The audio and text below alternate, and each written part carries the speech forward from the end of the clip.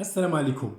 قبل ما ندخل في الموضوع لابد نباركوا المنتخب المغربي ديالنا بوصوله لنصف نهائي كأس العالم، وإن شاء الله غدا في المغرب في الرباط بالضبط غادي يكون لهم واحد الاستقبال أسطوري من طرف الجماهير المغربية ومن طرف الملك بنفسه إن شاء الله. فيلا ندخلوا في الموضوع ديالنا ديال اليوم. بزاف ديال الناس وبزاف ديال الرسائل كتوصلني بعض المرات عن طريق الانستغرام او في التعليقات او في الواتساب، وهو كيفاش نحولوا او نسردوا الفلوس للمغرب او من المغرب لمصر. اولا لابد نعرفوا بان تحويل الاموال ما بين المغرب ومصر غير ممكن.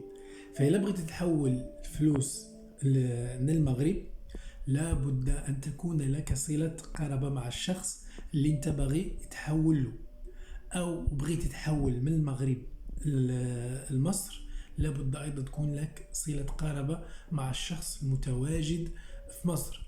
غير هذا الشيء البنك أو أي مكان أو أي بنك مثلا ويسترن يونيون راه ما غاديش يحول لك، لأنه كيطلب منك تكون عندك صلة قرابة مع الشخص اللي انت باغي تحوله، وهذه تعليمات من الدولتين.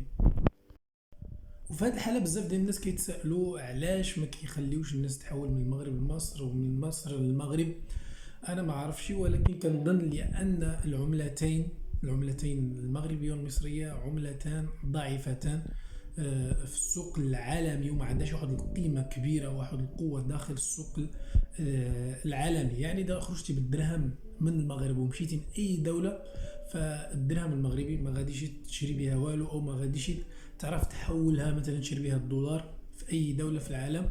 وكذلك الجنيه المصري مثلا اللي مشيتي لأي دولة في العالم بغيتي تشري مثلا الدولار باش تصرف في هذه الدولة، حتى هو ما يمكنش، لأنهم عملتان ضعيفتان واخرهم كيف ما كيقولوا الدول ديالهم. هادشي علاش الابناك ما كيحولوش. كنظن انا هذه كنظن الفكره اللي عندي، او اللي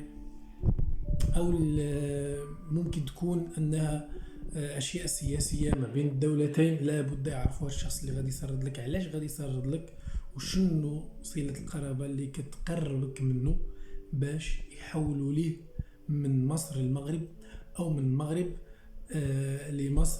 لمصر للحفاظ على امن الدولتين من للحفاظ على امن الدولتين من اي مشاكل خارجيه سواء من المغرب او سواء من مصر.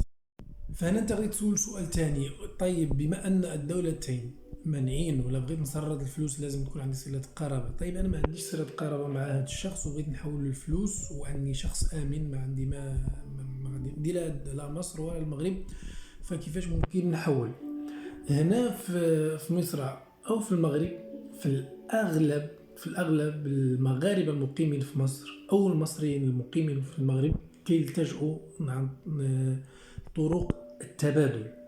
يعني إلا كان المصري متواجد في المغرب ممكن يسلم الشخص اللي باغي يستلم الفلوس من مصر بالدرهم المغربية في المغرب، والشخص المصري يسلم الجنيه المصري للشخص اللي باغي يسرد للمغرب. يعني عن طريق التبادل، انت تعطي الدرهم في المغرب وهو يعطيك الجنيه في مصر، والعكس ما بين المغرب ومصر. هذه هي الطرق اللي كيتعاملوا بها اغلب الناس المتواجدة في المغرب والناس المتواجدة في مصر.